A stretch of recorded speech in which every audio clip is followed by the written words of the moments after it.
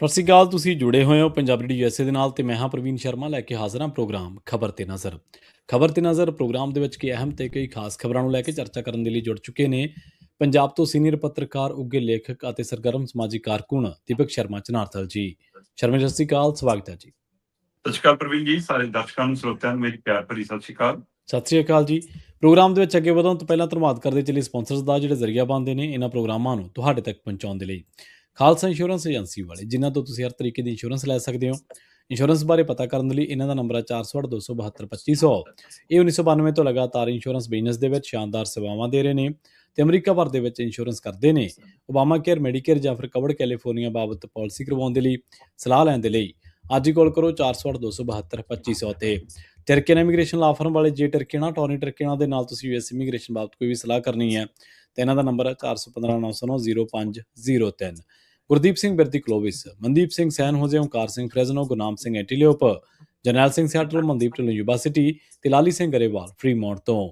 ਇਹਨਾਂ ਸਾਰੇ ਹੀ ਸਪਾਂਸਰਸ ਦਾ ਬਹੁਤ ਬਹੁਤ ਧੰਨਵਾਦ। ਤੇ ਜੇਕਰ ਤੁਸੀਂ ਵੀ ਪੰਜਾਬੀ ਯੂਐਸਏ ਦੇ ਇਹਨਾਂ ਪ੍ਰੋਗਰਾਮਾਂ ਨੂੰ ਸਪਾਂਸਰ ਕਰਨਾ ਚਾਹੁੰਦੇ ਹੋ ਤਾਂ ਸਟੂਡੀਓ ਦਾ ਨੰਬਰ ਹੈ 408-272-5200। ਅੱਜ ਦਾ ਇਹ ਖਬਰ ਤੇ ਨਜ਼ਰ ਪ੍ਰੋਗਰਾਮ ਸਾਲ 2026 ਦੀ 8 ਮਈ ਦਾ ਪ੍ਰੋਗਰਾਮ ਹੈ ਤੇ ਦਿਨ ਅੱਜ ਸ਼ੁੱਕਰਵਾਰ ਹੈ। ਖਬਰਾਂ ਦੇ ਬੁਲਾਈਏ ਤੇ ਸ਼ੁਰੂਆਤ ਕਰੀਏ ਸ਼ਰਮਾ ਜੀ ਬੇਅਦਬੀ ਰੋਕੂ ਕਾਨੂੰਨ ਤੋਂ, ਜਿਸ ਤੇ ਹੁਣ ਚਰਚਾ ਹੋ ਰਹੀ ਹੈ, ਜਦਕਿ ਚਰਚਾ ਇਹ ਕਾਨੂੰਨ ਬਣਨ ਤੋਂ ਪਹਿਲਾਂ ਹੋਣੀ ਚਾਹੀਦੀ ਸੀ। ਸਵਾਲ ਪੈਦਾ ਹੋ ਗਿਆ ਕਿ 15 ਦਿਨਾਂ ਦੇ ਵਿੱਚ ਬਦਲ ਜਾਵੇਗਾ ਬੇਅਦਬੀ ਰੋਕੂ ਕਾਨੂੰਨ। ਪ੍ਰਵੀਨ ਜੀ, ਕੱਲ ਪੰਜਾਬ ਦੇ ਵਿਧਾਨ ਸਭਾ ਦੇ ਸਪੀਕਰ ਕੁਲਤਾਰ ਸਿੰਘ ਸੰਧਵਾਂ ਪੇਸ਼ ਹੋਏ ਸ੍ਰੀ ਅਕਾਲ ਤਖਤ ਸਾਹਿਬ ਜਾ ਕੇ ਜੀ। ਮੁੱਖ ਮੰਤਰੀ ਭਗਵੰਤ ਮਾਨ ਹੋਰਾਂ ਵੱਲੋਂ ਇਸ ਬੇਅਦਬੀ ਰੋਕੂ ਕਾਨੂੰਨ ਦੇ ਲਈ ਸ਼ਾਬਾਸ਼ੀ ਲੈਣ ਲਈ, ਪਿੱਠ ਥਪੜਾਉਣ ਲਈ, ਆਪ ਇਸ ਰੋਪਾਓ ਬੁਲਾ ਕੇ ਲੈਣ ਲਈ ਇੱਕ ਯਾਤਰਾ ਸ਼ੁਰੂ ਕੀਤੀ ਹੋਈ, ਜਿਹਨੂੰ ਉਹਨਾਂ ਨੇ ਸ਼ੁਕਰਾਨਾ ਯਾਤਰਾ ਦਾ ਨਾਮ ਦਿੱਤਾ।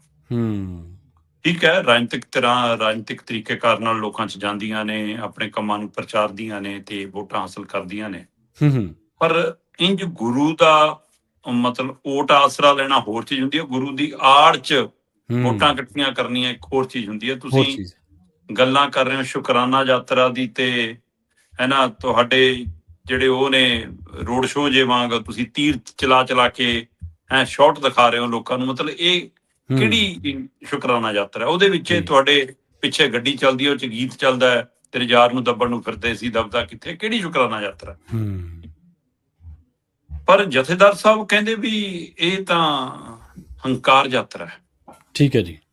ਉਹਨਾਂ ਨੇ ਇਹ ਸ਼ੁਕਰਾਨਾ ਯਾਤਰਾ ਦੇ ਲਈ ਹੰਕਾਰ ਯਾਤਰਾ ਸ਼ਬਦ ਵਰਤਿਆ। ਉਹਨਾਂ ਦਾ ਆਧਾਰ ਇਹ ਸੀ ਕਿ ਜਦੋਂ ਇਹ ਬੇਅਦਬੀ ਰੋਕੂ ਕਾਨੂੰਨ ਸਾਹਮਣੇ ਆਇਆ ਬਣ ਕੇ, ਸਾਡੇ ਹੱਥੋਂ ਤੋਂ ਬਾਅਦ ਖਰੜੇ ਲੱਗਦੇ ਆ, ਸਾਡੇ ਹੱਥੋਂ ਤੋਂ ਬਾਅਦ ਜਾਣਕਾਰੀਆਂ ਆਉਂਦੀਆਂ, ਸਾਨੂੰ ਖਰੜਾ ਦਿੱਤਾ ਹੀ ਨਹੀਂ ਗਿਆ, ਸਾਨੂੰ ਖਰੜਾ ਦਿਖਾਇਆ ਹੀ ਨਹੀਂ ਗਿਆ, ਨਾ ਸ਼੍ਰੋਮਣੀ ਕਮੇਟੀ ਨੂੰ ਭੇਜਿਆ, ਨਾ ਸਾਨੂੰ ਭੇਜਿਆ। ਜਦੋਂ ਕਿ ਨਹਿਰੂ ਨਾਲ ਇਹ ਸਮਝੌਤਾ ਸੀਗਾ ਵੀ ਕਿ ਸਿੱਖਾਂ ਦੇ ਲਈ ਜਦੋਂ ਵੀ ਕੋਈ ਕੁਛ ਹੋਊਗਾ ਤਾਂ ਪਹਿਲਾਂ ਸਿੱਖ ਭਾਈਚਾਰੇ ਨੂੰ ਪੁੱਛ ਕੇ ਦੱਸ ਕੇ ਸਲਾਹ ਨਾਲ ਹੋਊਗਾ।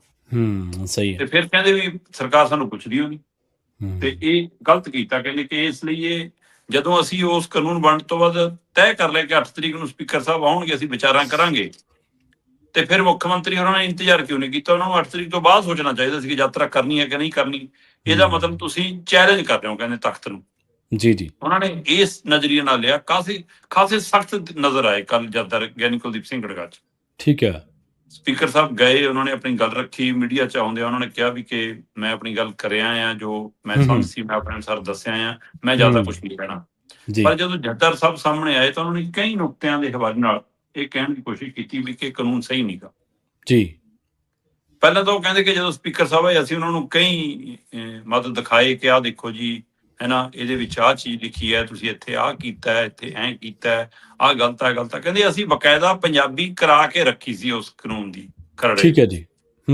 ਮਤਲਬ ਜਦੋਂ ਜੱਦਰ ਸਾਹਿਬ ਇਹ ਗੱਲ ਕਹਿ ਰਹੇ ਸੀ ਕਿ ਅਸੀਂ ਪੰਜਾਬੀ ਕਰਾ ਕੇ ਰੱਖੀ, ਤਾਂ ਇਹਨੇ ਸਾਬਤ ਕਰਤਾ ਕਿ ਪੰਜਾਬ ਦੀ ਵਿਧਾਨ ਸਭਾ 'ਚ ਪੰਜਾਬ ਸਰਕਾਰ ਵੱਲੋਂ ਸ਼੍ਰੀ ਗੁਰੂ ਗ੍ਰੰਥ ਸਾਹਿਬ ਜੀ, ਜਿਹੜਾ ਗੁਰਮੁਖੀ ਲਿਪੀ 'ਚ ਲਿਖਿਆ ਹੋਇਆ, ਉਸ ਗੁਰੂ ਗ੍ਰੰਥ ਸਾਹਿਬ ਦੇ ਸੰਬੰਧ ਦੇ ਵਿੱਚ ਲਿਆਂਦਾ ਗਿਆ ਕਾਨੂੰਨ ਅੰਗਰੇਜ਼ੀ 'ਚ ਬਣਾਇਆ।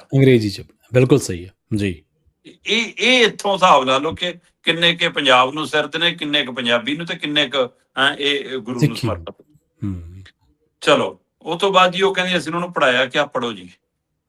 ਉਹ ਕਹਿੰਦੇ ਜੇ ਸਿੱਖ ਮਰਿਆਦਾ ਦੇ ਤਹਿਤ ਅਸੀਂ ਇਹਦੇ ਵਿੱਚ ਬੀੜ ਸ਼ਬਦ ਲਿਖਿਆ, ਤੁਸੀਂ ਉਸ ਨੂੰ ਸਰੂਪ ਸ਼ਬਦ ਕੀਤਾ, ਠੀਕ ਹੈ। ਆਪਾਂ ਜਦੋਂ ਪ੍ਰਚਲਿਤ ਭਾਸ਼ਾ 'ਚ ਗੱਲ ਕਰਦੇ ਹਾਂ ਤਾਂ ਅਸੀਂ ਗੁਰੂ ਸਾਹਿਬ ਨੂੰ ਉਹ ਰੁਤਬਾ, ਉਹ ਸਨਮਾਨ ਦੇ ਨਾਤੇ ਪਾਵਨ ਸਰੂਪ ਸ਼ਬਦ ਨਾਲ ਸੰਬੋਧਨ ਹੁੰਦੇ ਆ। ਕਹਿੰਦੇ ਇਹ ਸ਼ਬਦ ਉਹ ਨਹੀਂਗਾ, ਪਰ ਉਹ ਕਹਿੰਦੇ ਕਿ ਜਦੋਂ ਉਹਦੇ ਵਿੱਚ ਲਿਖਿਆ ਜਾਂਦਾ ਬੀੜ ਤਾਂ ਉਹਦੇ ਅਰਥ ਹੁੰਦੇ ਨੇ ਕਿ ਬਾਬਾ ਬੁੱਢਾ ਜੀ ਵਾਲੀ ਬੀੜ ਹੈ, ਅਨੰਦਪੁਰੀ ਬੀੜ ਹੈ, ਹਨਾ। ਏਦਾਂ ਕਹਿੰਦੇ ਕਿ ਤੁਸੀਂ ਆਪੇ ਉਹ ਮਰਿਆਦਾ ਦੀ ਭਾਸ਼ਾ ਕਿਉਂ ਬਦਲਦੇ ਫਿਰੀ ਜਾਂਦੇ ਹੋ। ਸਹੀ ਹੈ। ਚਲੋ ਇਹ ਤਾਂ ਇੱਕ ਪਹਿਲੂ ਆ ਗਿਆ। ਦੂਸਰਾ ਉਹਨਾਂ ਨੇ ਜਿਹੜਾ ਅਹਿਮ ਤੱਥ ਰੱਖਿਆ, ਉਹ ਕਹਿੰਦੇ ਕਿ ਸਵਾਲ ਤਾਂ ਇਹੀ ਹੈ ਕਿ ਜਦੋਂ ਅਸੀਂ ਸਾਰਾ ਡਾਟਾ ਅਪਲੋਡ ਕਰਨੀ, ਤੁਸੀਂ ਸਾਨੂੰ ਕਹਿ ਰਹੇ ਹੋ ਕਿ ਜੀ ਇੱਥੇ ਛਪਾਈ ਨੰਬਰ ਲਾਓ, ਇੱਥੇ ਜਾਣਕਾਰੀ ਦਿਓ, ਇਹ ਦਿਓ, ਕਿਹਨੂੰ ਦਿੱਤਾ, ਉਹਦਾ ਰਿਕਾਰਡ, ਸਾਰਾ ਕੁਝ, ਤੇ ਇਹਦਾ ਮਤਲਬ ਤੁਸੀਂ ਉਹਨੂੰ ਕਸਟੋਡੀਅਨ ਦੇ ਤੌਰ ਤੇ ਲੈ ਰਹੇ ਹੋ, ਤੁਸੀਂ ਉਸਨੂੰ ਸੇਵਾ ਸੰਭਾਲ ਦੇ ਤੌਰ ਤੇ ਨਹੀਂ ਲੈ ਰਹੇ। ਤੇ ਕਹਿੰਦੇ ਇਹੀ ਚਿੰਤਾ ਸਾਡੇ ਕੋਲ ਰਾਗੀ, ਪਾਠੀ, ਹੈ ਨਾ, ਸੇਵਾਦਾਰ, ਗੁਰੂ ਘਰ ਦੇ ਪ੍ਰਬੰਧਕ ਕਮੇਟੀਆਂ, ਇਹੀ ਤਾਂ ਖਾਲਸਾ ਪ੍ਰਗਟਾ ਰਹੀਆਂ ਜੀ ਕਿ ਕੱਲ ਨੂੰ ਕੋਈ ਘਟਨਾ ਕਰਕੇ ਜਾਊਗਾ, ਪਾਠੀ ਵੀ ਚੱਕ ਲਓ, ਰਾਗੀ ਵੀ ਚੱਕ ਲਓ, ਉੱਥੇ ਸੇਵਾਦਾਰ ਵੀ ਚੱਕ ਲਓ, ਪ੍ਰਧਾਨ ਵੀ ਚੱਕ ਲਓ, ਕਮੇਟੀ ਮੈਂਬਰ ਵੀ ਚੱਕ ਲਓ, ਇਹ ਤਾਂ ਬਦਲਾਖੋਰੀ ਸ਼ੁਰੂ ਹੋਊਗੀ। ਤੇ ਇਹ ਤਾਂ ਹੋਰ ਪਾਸੇ ਨੂੰ ਗੱਲ ਜਾਊਗੀ। ਇੱਥੋਂ ਤੱਕ ਵੀ ਗੱਲ ਆਈ ਉਹਦੇ ਵਿੱਚ, ਉਹ ਕਹਿੰਦੇ ਵੀ ਕੱਲ ਨੂੰ ਸ਼੍ਰੀ ਅਕਾਲ ਤਖਤ ਸਾਹਿਬ ਤੇ ਅਖੰਡ ਪਾਠ ਸਾਹਿਬ ਪ੍ਰਕਾਸ਼ ਹੈ, ਠੀਕ ਹੈ। ਇੱਥੇ ਡੀਐਸਪੀ ਆ ਕੇ ਕਿਆ ਕਰੂਗਾ ਕਿ ਪਰੇ ਹੋਏ, ਮੈਂ ਦੇਖਣਾ ਕਿ ਤੁਸੀਂ ਇੱਥੇ ਬੇਅਦਬੀ ਤਾਂ ਨਹੀਂ ਕਰਦੇ। ਇਹ ਉਹ ਕਹਿੰਦੇ ਵੀ ਜਵਾਬ ਦਿਓ ਇਸ ਗੱਲਾਂ ਦੇ ਸਾਡਿਆਂ ਦੇ। ਸੋ ਉਹਨਾਂ ਨੇ ਕਈ ਨੁਕਤੇ ਮੂਹਰੇ ਰੱਖੇ ਜਿਹਦੇ ਜਵਾਬ ਸਪਸ਼ਟ ਰੂਪ ਵਿੱਚ ਕਹਿੰਦੇ ਸਪੀਕਰ ਸਾਹਿਬ ਦੇ ਨਹੀਂ ਪਾਏ। ਠੀਕ ਹੈ। ਤੇ ਉਹ ਤੋਂ ਬਾਅਦ ਜਥੇਦਾਰ ਸਾਹਿਬ ਨੇ ਫਿਰ ਆਪਣਾ ਫਰਮਾਨ ਸੁਣਾਇਆ ਕਿ ਬਈ ਅਸੀਂ 15 ਦਿਨ ਦਾ ਤੁਹਾਨੂੰ ਸਮਾਂ ਦਿੰਨੇ ਆ, ਸਿੱਖ ਰਿਟਾਇਰਡ ਜੱਜਾਂ ਦੀ, ਉੱਗੇ ਵੱਡੇ ਸਿੱਖ ਵਕੀਲਾਂ ਦੀ, ਵਿਦਵਾਨਾਂ ਦੀ ਇੱਕ ਅਸੀਂ ਕਮੇਟੀ ਬਣਾ ਦਿੰਨੇ ਆ, ਤੁਸੀਂ ਉਹਦੇ ਨਾਲ ਵਿਚਾਰ ਕਰੋ। ਇਸ ਕਾਨੂੰਨ ਦੇ ਵਿੱਚ ਜੇ ਸੋਧ ਕਰਕੇ ਲਿਆਓਗੇ ਤਾਂ ਮਨਜ਼ੂਰ ਆ, ਨਹੀਂ ਸਾਨੂੰ ਇਹ ਕਾਨੂੰਨ ਮਨਜ਼ੂਰ ਨਹੀਂ। ਤੇ ਇਸ ਲਈ ਕਹਿੰਦੇ ਕਿ ਇਹ ਤੋਂ ਬਿਨਾਂ ਅਸੀਂ ਇਹਨੂੰ ਮਨਜ਼ੂਰ ਨਹੀਂ ਕਰਾਂਗੇ। ਹੁਣ 15 ਦਿਨ ਦਾ ਅਲਟੀਮੇਟਮ ਹੈ ਸਰਕਾਰ ਕੋਲ ਜੀ। ਪਰ ਮੁੱਖ ਮੰਤਰੀ ਭਗਵੰਤ ਮਾਨ ਪਹਿਲਾਂ ਕਈ ਵਾਰ ਰਾਜਨੀਤਿਕ ਸਟੇਜਾਂ ਤੋਂ ਇਹ ਗੱਲ ਕਰ ਚੁੱਕੇ ਨੇ ਕਿ ਦੇਖ ਲਓ ਜੀ, ਹੈ ਨਾ, ਹੁਣ ਇਹ ਕਹਿੰਦੇ ਨੇ ਜੀ ਕਿ ਕਾਨੂੰਨ ਠੀਕ ਨਹੀਂ। ਕੱਲ ਫਿਰ ਮੁੱਖ ਮੰਤਰੀ ਸਾਹਿਬ ਨੇ ਗੱਲ ਦੁਹਰਾਤੀ, ਕਿਹਾ ਦੇਖ ਲਓ ਸਪੀਕਰ ਨੂੰ ਤਲਬ ਕਰ ਲਿਆ ਸੀ ਇਹਨਾਂ ਨੇ, ਹੈ ਨਾ, ਤੇ ਦੱਸੋ ਜੀ ਸਾਡਾ ਸਾਥ ਤਾਂ ਕੀ ਦੇਣਾ, ਸਹਿਯੋਗ ਤਾਂ ਕੀ ਦੇਣਾ, ਸ਼ਾਬਾਸ਼ੀ ਕੀ ਦੇਣੀ ਹੈ, ਕੀ ਕਰਦੇ ਫਿਰਦੇ ਨੇ। ਅਸਲ 'ਚ ਕਹਿੰਦੇ ਕਰੀਏ ਕੀ ਜੀ, ਐਸਜੀਪੀਸੀ ਦਾ ਪ੍ਰਧਾਨ ਹੈ ਜਦੋਂ ਸੁਖਵੀਰ ਦਾ ਸਿਪਾਹੀ ਆ, ਗੁਰੂ ਦਾ ਹੈ ਹੀ ਨਹੀਂਗਾ। ਸੋ ਪੂਰਾ ਇਹਨੂੰ ਉਹ ਰਾਜਨੀਤਿਕ ਰੰਗਤ ਦੇ ਰਹੇ ਨੇ। ਸਹੀ ਹੈ। ਪਰ ਕੀ ਜਥੇਦਾਰ ਇਕੱਲੇ ਜਥੇਦਾਰ ਬਣ ਕੇ ਗੱਲ ਕਰ ਰਹੇ ਨੇ? ਉਹ ਵੀ ਕਿਤੇ ਸੁਖਵੀਰ ਵਾਲੇ ਪਾਸਿਓਂ ਤਾਂ ਨਹੀਂ ਬੋਲ ਰਹੇ। ਲੋਕ ਇਹ ਵੀ ਜਾਣਨਾ ਚਾਹੁੰਦੇ ਆ ਬਈ ਇੱਕ ਪਹਿਲੂ ਹੈ ਗੁਰੂ ਗ੍ਰੰਥ ਸਾਹਿਬ ਜੀ ਦੇ ਨਾਲ ਸੰਬੰਧਿਤ ਕਾਨੂੰਨ ਦਾ ਮਾਮਲਾ, ਜਿਸ ਜਥੇਦਾਰ ਦਾ ਇਹ ਮੰਨਣਾ ਹੈ ਕਿ ਭਾਈ ਤੁਸੀਂ ਕਾਨੂੰਨ ਸਿੱਖਾਂ ਲਈ ਬਣਾਤਾ। ਉਹ ਕਹਿੰਦੇ ਬਈ, ਉਹ ਕਹਿੰਦੇ ਸਪੀਕਰ ਸਾਹਿਬ ਕਿ ਨਹੀਂ ਜੀ ਅਸੀਂ ਤਾਂ ਬੇਅਦਬੀ ਕਰਨ ਵਾਲਿਆਂ ਦੇ ਲਈ ਲਿਆਂਦਾ ਕਾਨੂੰਨ। ਉਹ ਕਹਿੰਦੇ ਨਾ, ਉਹਨਾਂ ਲਈ ਘੱਟ ਹੈ, ਇਹ ਲਾਗੂ ਵੱਧ ਸਿੱਖਾਂ ਤੇ ਹੋ ਜਾਣਾ ਤੇ ਉਹਨਾਂ ਨੂੰ ਤੰਗ ਪਰੇਸ਼ਾਨ ਕਰਨ ਵਾਲਾ ਵੱਧ ਬਣ ਜਾਣਾ, ਇਸ ਲਈ ਸਾਨੂੰ ਇਹਦੀਆਂ ਇਹ ਮੱਦਾਂ ਮਨਜ਼ੂਰ ਨਹੀਂ ਗਈਆਂ। ਠੀਕ ਆ। ਹੁਣ ਪਰ ਜਿਵੇਂ ਧਾਮੀ ਹੋਰੀ ਬੋਲ ਰਹੇ ਨੇ ਹੁਣ ਕਿ ਜੀ ਇਹ ਤਾਂ ਗਲਤ ਹੋ ਗਿਆ, ਇਹ ਤਾਂ ਧੱਕਾ ਹੈ ਜੀ, ਹੁਣ ਮੀਟਿੰਗਾਂ ਕਰਕੇ ਫੈਸਲੇ ਸਖਤ ਲੈ ਰਹੇ ਨੇ ਜੀ, ਹੈ ਨਾ, ਪਹਿਲਾਂ ਸਵਾਗਤ ਵੀ ਕਰ ਰਹੇ ਸੀ। ਤੇ ਫਿਰ ਕੀ ਉਹ ਆਪਣੀ ਮਾਨਸਿਕ ਵਿਚਾਰਧਾਰਾ ਦੇ ਵਿੱਚੋਂ ਬੋਲ ਰਹੇ ਨੇ ਕਿ ਸੁਖਬੀਰ ਵੱਲ ਦੇ ਇਸ਼ਾਰੇ ਤੇ ਬੋਲ ਰਹੇ ਨੇ? ਤੇ ਜੱਦਰ ਸਾਹਿਬ ਨੇ ਬੈਠਕ ਜੋ ਬੁਲਾਈ, ਕਾਰਵਾਈ ਜੋ ਪਾਈ, ਇਹ ਆਪ ਆਪਣੇ ਵਿਚਾਰ ਚੋਂ ਬੁਲਾਈ ਕਿ ਐਸਜੀਪੀਸੀ ਦੇ ਰਾਹੀਂ ਸੁਖਬੀਰ ਦੇ ਸੁਨੇਹੇ ਰਾਹੀਂ ਕਰਾਈ? ਸਹੀ ਹੈ। ਸਵਾਲ ਤਾਂ ਹੈ ਕਿਉਂਕਿ ਜੇ ਇਹ ਧਾਰਮਿਕ ਮਸਲਾ ਤਾਂ ਨਾਲ ਨੂੰ ਰਾਜਨੀਤਿਕ ਸਥਿਤੀ ਵੀ ਹੈ ਨਾ ਦਿੱਤੇ, ਜਿਵੇਂ ਯਾਤਰਾ ਨਿਕਲ ਰਹੀ ਹੈ ਉਹ ਚ ਬੋਲਿਆ ਜਾ ਰਿਹਾ, ਤੇ ਫਿਰ ਉਸ ਮਸਲੇ ਦੇ ਉੱਤੇ ਰਾਜਨੀਤਿਕ ਪਹਿਲੂ ਦੇ ਉੱਤੇ ਸੁਖਬੀਰ ਬਾਦਲ ਦਾ ਬਿਆਨ ਕਿੱਥੇ ਇਸ ਮਸਲੇ ਨੂੰ ਲੈ ਕੇ? ਕਿੱਥੇ ਸ਼੍ਰੋਮਣੀ ਅਕਾਲੀ ਦਲ? ਕੀ ਸੁਖਬੀਰ ਬਾਦਲ ਨੂੰ ਇਹ ਗੱਲ ਦਾ ਡਰ ਲੱਗਦਾ ਕਿ ਜੇ ਇਸ ਮਸਲਿਆਂ ਤੇ ਬੋਲੇ ਤਾਂ 2015 ਵਾਲੇ ਮਾਮਲੇ ਸਾਹਮਣੇ ਆ ਜਾਣਗੇ, ਵੈਬਸਲਾ ਬਰਗਾੜੀ ਕਾਂਡ ਕੇ ਤੁਹਾਡੀ ਸਰਕਾਰ ਸਮੇਂ ਹੋਈ? ਕੀ ਇਸ ਲਈ ਸੁਖਬੀਰ ਚੁੱਪ ਨੇ ਕਿ ਜੇ ਮੈਂ ਮਰਿਆਦਾ ਦੀ ਗੱਲ ਕਰੂੰਗਾ ਅਗਲੇ 2 ਦਸੰਬਰ ਵਾਲੇ ਹੁਕਮਨਾਮੇ ਕੱਢ ਲਿਆਉਣਗੇ ਕਿ ਉੱਥੇ ਮਰਿਆਦਾ ਕਿੱਥੇ ਸੀ ਤੁਹਾਡੀ?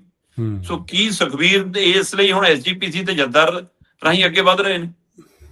ਤੇ ਮੁੱਖ ਮੰਤਰੀ ਹੋਰਾਂ ਨੇ ਜਿਵੇਂ ਕੱਲ ਦੁਬਾਰਾ ਕਿਹਾ ਕਿ ਆ ਦੇਖ ਲਓ ਸਪੀਕਰ ਨੂੰ ਤਲਬ ਕਰੀ ਫਿਰਦੇ ਨੇ, ਅਸੀਂ ਕਾਨੂੰਨ ਲਿਆਂਦਾ ਸੀ, ਅਸੀਂ ਆਹ ਕਰਨਾ ਸੀ। ਸੋ ਇਸ ਤਰੀਕੇ ਨਾਲ ਮੈਨੂੰ ਨਹੀਂ ਲੱਗਦਾ ਕਿ ਉਹ ਵਾਪਸ ਜਾਣਾ ਚਾਹੁੰਦੇ ਨੇ।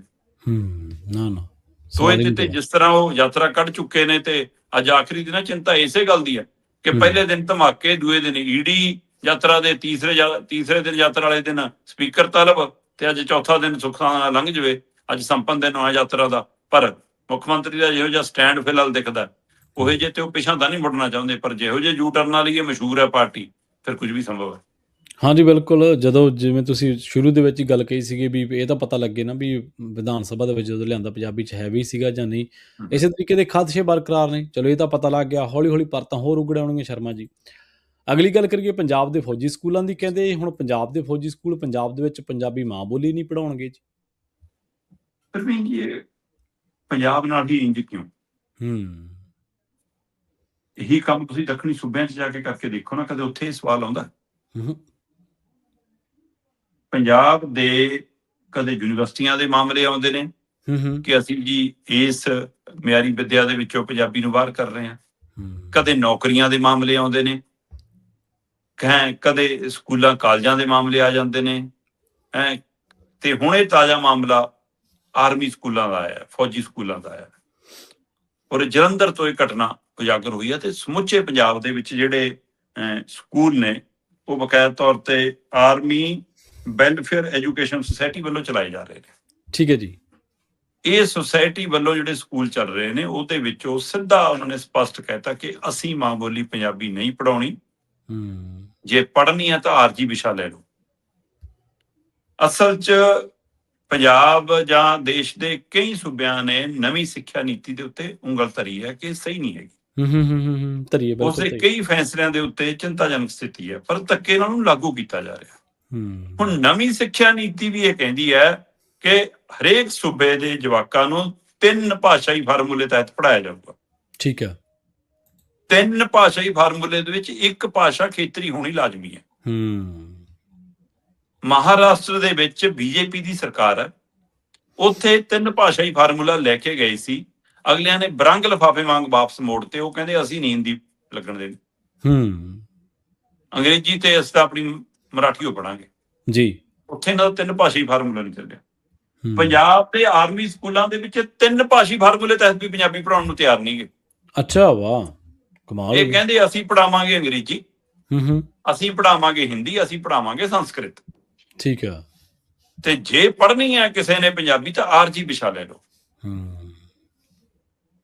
ਪ੍ਰਵੀਨ ਜੀ, ਅਸੀਂ ਕਿਸੇ ਭਾਸ਼ਾ ਦੇ ਖਿਲਾਫ ਨਹੀਂ। ਅੱਜ ਦੇ ਪ੍ਰਾਈਵੇਟ ਸਕੂਲ ਨੇ ਜਿਹੋ ਜਿਹਾ ਵਿੱਦਿਆ ਦਾ ਢਾਂਚਾ ਹੈ, ਜਵਾਕ ਜੰਮਦਿਆਂ ਹੀ ਵਿਦੇਸ਼ੀ ਭਾਸ਼ਾਵਾਂ, ਜਰਮਨ ਭਾਸ਼ਾ, ਫਰੈਂਚ ਭਾਸ਼ਾ, ਪਤਾ ਨਹੀਂ ਕਿਹੜੀ ਭਾਸ਼ਾਵਾਂ ਵੀ ਨਾਲ ਸਿੱਖਦੇ ਨੇ। ਤੇ ਜੇ ਅਸੀਂ ਵਿਦੇਸ਼ੀ ਭਾਸ਼ਾਵਾਂ ਸਿੱਖ ਰਹੇ ਹਾਂ ਤਾਂ ਉਹਦੇ ਵਿੱਚ ਤੁਸੀਂ ਹਿੰਦੀ ਪੜ੍ਹ ਰਹੇ ਹੋ, ਸੰਸਕ੍ਰਿਤ ਪੜ੍ਹ ਰਹੇ ਹੋ, ਪੜ੍ਹਨੀ ਚਾਹੁੰਦੇ ਹੋ ਆਪਣੀ ਸਵੈ ਇੱਛਾ ਨਾਲ, ਤਾਂ ਕਿਸੇ ਨੂੰ ਇਤਰਾਜ਼ ਨਹੀਂ ਹੋਣਾ ਚਾਹੀਦਾ। ਪਰ ਜੇ ਤੁਸੀਂ ਇਹ ਕਹੋ ਕਿ ਪੰਜਾਬ 'ਚ ਅਸੀਂ ਪੰਜਾਬੀ ਨਹੀਂ ਪੜਾਵਾਂਗੇ, ਬਾਕੀ ਭਾਸ਼ਾਵਾਂ ਪੜ੍ਹਾ ਦਾਂਗੇ, ਚਾਹੇ ਵਿਦੇਸ਼ੀ ਪੜ੍ਹ ਲਓ, ਚਾਹੇ ਦੇਸੀ ਪੜ੍ਹ ਲਓ, ਹੈ ਨਾ, ਚਾਹੇ ਭਾਜਪਾ ਪੱਖੀ ਪੜ੍ਹ ਲਓ, ਤੇ ਚਾਹੇ, ਹੈ ਨਾ, ਜਦੋਂ ਇਸ ਤਰ੍ਹਾਂ ਤੁਸੀਂ ਹਿੰਦੀ ਭਾਸ਼ੀ ਕਟੋਰੇ 'ਚ ਪੰਜਾਬ ਨੂੰ ਪਾਉਣ ਦੀ ਕੋਸ਼ਿਸ਼ ਕਰੋਗੇ ਫਿਰ ਮਨਜ਼ੂਰ ਨਹੀਂ। ਸਹੀ, ਇਹ ਧੱਕਾ ਮਨਜ਼ੂਰ ਨਹੀਂ। ਹੁਣ ਇਸ ਮਸਲੇ ਦੇ ਉੱਤੇ ਪੰਜਾਬ ਚੇਤਨਾ ਮੰਚ ਸਾਹਮਣੇ ਆਇਆ। ਠੀਕ ਆ। ਪਹਿਲ ਉਹਨਾਂ ਨੇ ਕੀਤੀ। ਉਹਨਾਂ ਦੇ ਵਿੱਚੋਂ ਡਾਕਟਰ ਲਖਵਿੰਦਰ ਜੌਹਲ ਨੇ, ਸਤਨਾਮ ਸਿੰਘ ਮਾਨਕ ਨੇ, ਗੁਰਪ੍ਰੀਤ ਪਲਾਹੀ ਹੋਰੀ ਨੇ, ਫਿਰ ਮੈਂ ਸਰਗੋਸੀਆਂ 'ਚ ਹਰਜਿੰਦਰ ਲਾਲ ਹੋਰਾਂ ਨੂੰ ਪੜ੍ਹ ਰਿਹਾ ਸੀ, ਉਹਨਾਂ ਨੇ ਲਿਖਿਆ। ਇੱਕਾ ਦੁੱਕਾ ਬਿਆਨ ਕੁਝ ਹੋਰ ਧਿਰਾਂ ਦੇ ਆਏ, ਪਰ ਸਵਾਲ ਮੇਰਾ ਇਹ ਹੈ ਕਿ ਇਹ ਲੜਾਈ ਸਰਕਾਰ ਕਿਉਂ ਨਹੀਂ ਲੜਦੀ? ਸੰਸਥਾਵਾਂ ਲੜ ਰਹੀਆਂ ਨੇ। ਇਹ ਲੜਾਈ ਵਿਰੋਧੀ ਧਿਰ ਕਿਉਂ ਨਹੀਂ ਲੜਦੀ? ਇਸ ਲੜਾਈ ਦੇ ਵਿੱਚ ਪ੍ਰਵੀਨ ਜੀ ਸਾਡੀਆਂ ਜਿਹੜੀਆਂ ਸਾਹਿਤਕ ਜਥੇਬੰਦੀਆਂ ਨੇ ਉਹ ਕਿੱਥੇ ਨੇ? ਸਹੀ ਹੈ। ਖਾਸ ਕਰਕੇ ਕੋਈ ਸਰਕਾਰੀ ਅਹੁਦਿਆਂ ਤੇ ਚੇਅਰਮੈਨ ਲੱਗੇ ਨੇ, ਹੈ ਨਾ। ਸਾਡੇ ਕੋਲ ਭਾਸ਼ਾ ਵਿਭਾਗ ਹੈ, ਪੰਜਾਬ ਕਲਾ ਪਰਿਸ਼ਦ ਹੈ ਨਾ, ਤੇ ਉਸ ਤੋਂ ਬਾਅਦ ਸਾਡੇ ਕੋਲ ਵੱਡੀਆਂ ਕੇਂਦਰੀ ਪੰਜਾਬੀ ਲੇਖਕ ਸਭਾ ਹੈ ਨਾ, ਲੁਧਿਆਣਾ ਸਾਹਿਤ ਅਕੈਡਮੀ ਦਾ ਵੱਡਾ ਨਾਂ ਹੈ, ਪੰਜਾਬ ਸਾਹਿਤ ਅਕੈਡਮੀ ਹੈ, ਤੇ ਇਸ ਤੋਂ ਇਲਾਵਾ ਹੋਰ ਕਿੰਨੀਆਂ ਸੰਸਥਾਵਾਂ ਨੇ। ਫਿਰ ਸਾਡੇ ਕੋਲ ਸਕੂਲਾਂ ਕਾਲਜਾਂ ਨੂੰ ਲੈ ਕੇ ਮੁਲਾਜ਼ਮ ਜਥੇਬੰਦੀਆਂ ਨੇ, ਯੂਨੀਵਰਸਿਟੀਆਂ ਦੀਆਂ ਮੁਲਾਜ਼ਮ ਜਥੇਬੰਦੀਆਂ ਨੇ, ਸਾਡੇ ਕੋਲ ਧਾਰਮਿਕ ਜਥੇਬੰਦੀਆਂ ਨੇ, ਜਿਹੜੀਆਂ ਪੰਜਾਬ ਲਈ ਜਥੇਬੰਦੀਆਂ ਆਪਣਾ ਦਮ ਭਰਦੀਆਂ ਨੇ, ਅਸੀਂ ਭਾਸ਼ਾ ਲਈ, ਪੰਜਾਬ ਲਈ ਕੰਮ ਕਰਦੇ ਹਾਂ। ਉਹ ਇਹੀ ਜਿਹੀ ਲੜਾਈ ਤੇ ਆ ਕੇ ਕਿੱਥੇ ਲੱਭਦੀਆਂ ਕਿਉਂ ਨਹੀਂ ਆ? ਕੀ ਕਾਰਨ ਹੈ ਜੀ? ਕੀ ਦਿੱਲੀ ਵਾਲਿਆਂ ਤੋਂ ਡਰ ਲੱਗਦਾ? ਕੀ ਕੋਈ ਲੈਣ ਦੀ ਲਾਲਸਾ ਕਿ ਕੁਛ ਕੱਲ ਨੂੰ ਉਹਦਾ ਸਨਮਾਨ ਲੈਣਾ, ਕੋਈ ਤੋਹਫੇ ਲੈਣੇ ਆ, ਕੋਈ, ਹੈ ਨਾ, ਕੀ ਲੈਣਾ? ਤਾਂ ਇਹਦਾ ਮਤਲਬ ਇਹ ਲੜਾਈ ਕਿਹਨੇ ਲੜਨੀ ਆ? ਫਿਰ ਅਗਲਿਆਂ ਨੇ ਤਾਂ ਜੀ ਜਦੋਂ ਦੇਖਿਆ ਕਿ ਚੰਦ ਲੋਕ ਬੋਲੇ ਨੇ, ਅਖਬਾਰਾਂ 'ਚ ਖਬਰਾਂ ਲੱਗ ਗਈਆਂ, ਮੀਡੀਆ ਉਧਰ ਨੂੰ ਤੁਰਿਆ, ਕਹਿੰਦੇ ਨਾ ਆਰਮੀ ਖੇਤਰ ਇੱਥੇ ਪਹਿਲਾਂ ਹੀ ਉਹ ਹੋ ਕੇ ਹਟਿਆ, ਧਮਾਕਿਆਂ ਵਾਲਾ ਮਾਮਲਾ, ਇਸ ਲਈ ਇੱਧਰ ਨੂੰ ਨਾ ਆਇਓ ਜੀ। ਹਾਂ, ਮੁੱਦਾ ਬਣਦਾ ਦੇਖਿਆ ਤਾਂ ਮਾਪਿਆਂ ਨੂੰ ਰੁੱਕਾ ਕੱਢਤਾ ਇੱਕ, ਕਿ ਦਸਤਖਤ ਕਰਕੇ ਭੇਜ ਦਿਓ ਕਿ ਅਸੀਂ ਆਪ ਆਪਣੀ ਇੱਛਾ ਨਾਲ ਸੰਸਕ੍ਰਿਤ ਪੜਾਉਣਾ ਚਾਹੁੰਦੇ ਹਾਂ।